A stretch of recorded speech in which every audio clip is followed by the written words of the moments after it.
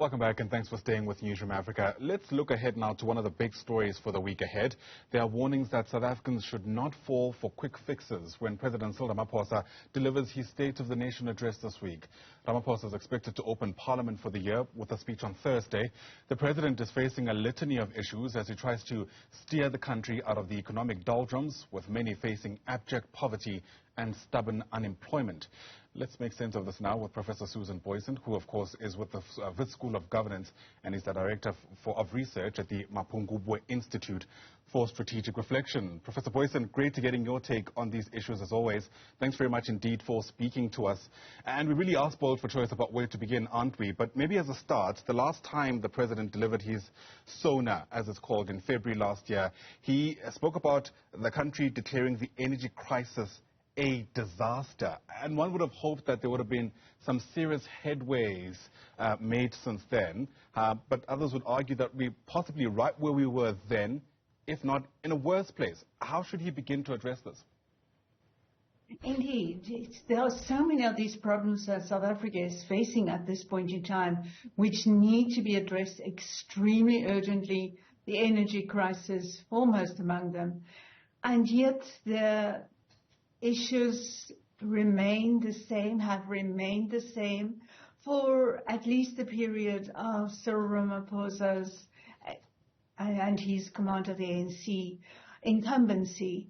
If we look at, for example, 5 years ago is a very good point to take as departure there.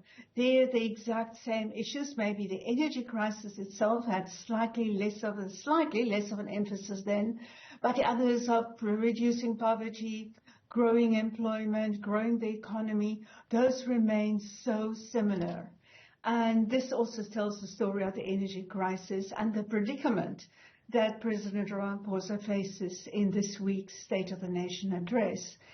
And that is, the problems remain the same. Solutions have been thrown at many of these problems. We've had plans and visions and strategies and new appointments, new bodies, and yet the problems remain roughly the same. And so what we would hope for, what we as South Africans, as analysts, can hopefully expect is that there should be a wow moment, dramatic announcements of a new solution and not just a new plan or initiative on paper, but something that is practicable and can be implemented straight away. And if that is what a quick fix is, at least maybe not a quick fix in that sense of the word, but an immediate start to these problems, that is the kind of wow moment one hopes to get in this State of the Nation address. But yet, I do not think that is what we should realistically expect.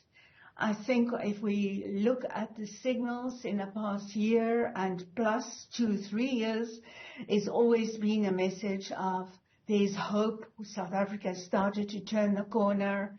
Another new dawn is on the horizon. So there's a question of hopeism, if one can call it that, also with a view to the election. That's very important for the ANC in a pre-election address, like we also saw in 2019. To try to create the sense through this vehicle of the State of the Nation address that the change is really forthcoming, imminent. And yet we shall wait to see the signals of that. It's a very tough task indeed that President Ramaphosa has this week. Right.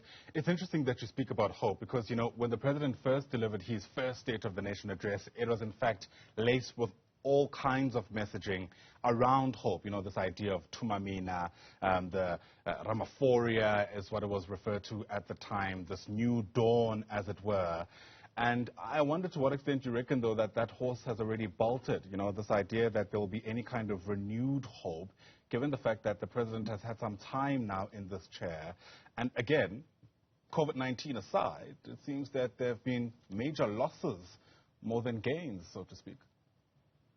Indeed. And we can expect to hear many of these explanations as to why the previous iterations of hope have not quite worked out. COVID is definitely among them, but then let's also remember that many other countries have emerged from COVID with better growth rates than South Africa has. So that is to be borne in mind. Of course, there are big international financial crises, at least 2 of them in the last decade or so. And that South Africa needs to learn to emerge, and the government needs to lead it to emerge much better out of these crises. And yes, I think the hope horse has bolted, but this hope horse is saddled up again, and it's made to try to bolt again, time and time again. And no governing party that hopes to be re-elected on the eve of election cannot at least try to sow those seeds of hope. But yet there is so much more cynicism, an immense escalation in cynicism compared with South Africa had 5 years ago when Cyril Ramaphosa was just entering, after 1 year in government, leading the government as president then. He had the relatively clean slate. He had credibility that he could say there is hope. But by now, the South Africans have seen so many of these plans, and not much has come to fruition. Right. You know, I've always struggled, Professor Booysen, with placing how the president should pitch his State of the Nation address. Because on the one hand, this is a kind of grand plan for the year ahead. And I suppose, in a way, practically speaking, he has to speak in broad strokes, right? I mean, the last time in February, he spoke about a 1.5 trillion rand 5-year project to augment water infrastructure.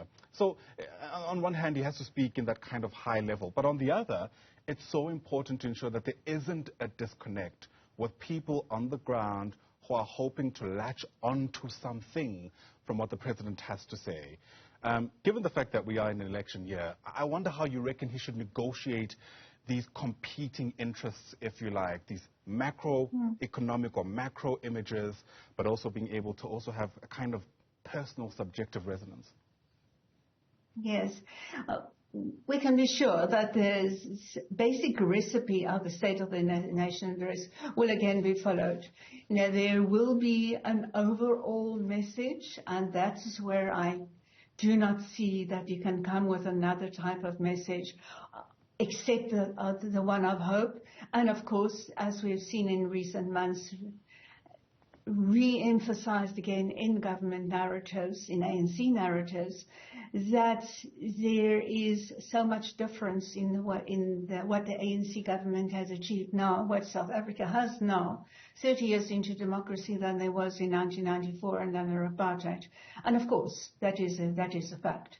But then I think South Africans will also, with a view to the election, like to hear what has this current elected government, which has been elected for 5 years, a 5-year term, what has it achieved in this period? I think it's very important to bring that sense of immediate accountability into the Sona address. Of course, like all Sona addresses, it is a collective statement, and all major departments will be touched on. There will be something to be said about water, electricity, health, social grants. All of this will be there, and we will all walk away from the State of the Nation address in all probability with a sense, yes, maybe there was something yet, we just need more details, and of the full quota of words which certainly have been used in presenting the State of the Nation address. So we will always want to hear more, and that is also an escape mechanism that we always see in the State of the Nation addresses, that there wasn't enough space, and therefore we have to wait for the budget and then for the departmental budgets after that. But yet, the problems that citizens face on the ground with services, with a weak state that cannot take command of security in society, crime rules in so many places, and so many promises of transformed, reorganized state that can perhaps do better, a professionalization of public service.